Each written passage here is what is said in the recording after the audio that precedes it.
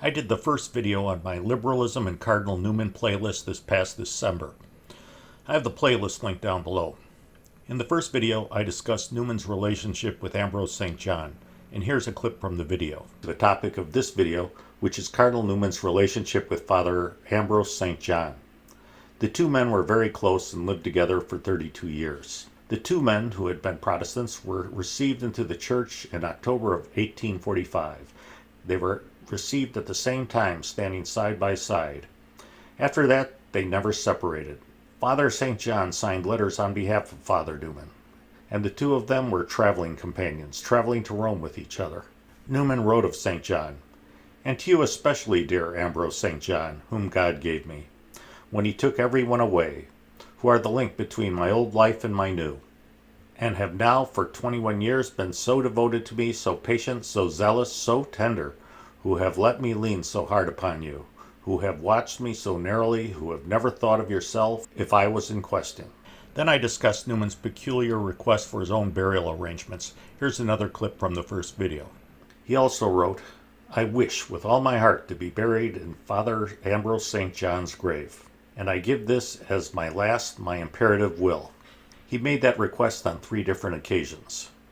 So in accordance with Cardinal Newman's request, we read here that in August of 1890, after he died, Cardinal Newman was buried in the same grave as Father St. John.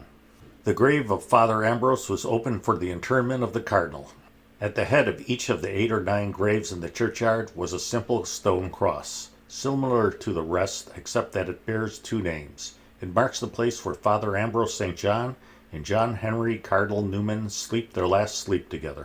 And finally, in my first video, I concluded with the whole point of it, that such a burial was at the very least scandalous. And the only reason that Cardinal Newman got away with it was that he had such a high profile. It was something with which his executor should have refused to comply. We know with certainty that the way he was buried was scandalous because the gay community now claims that Father Cardinal Newman is one of their own. Father James Martin tells us that he believes Cardinal Newman may have been gay.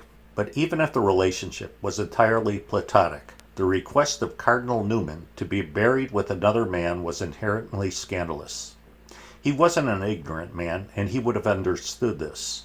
His words and actions have now given the gay community a reason to believe that homosexuality is compatible with Catholicism. I thought that I had said everything I had to say on the topic of scandal in the first video. However, I stumbled upon some additional information that seems extremely pertinent. In 1912, Wilfred Philip Ward, a Catholic, wrote a generally favorable 2-part biography of Cardinal Newman entitled The Life of John Henry Cardinal Newman.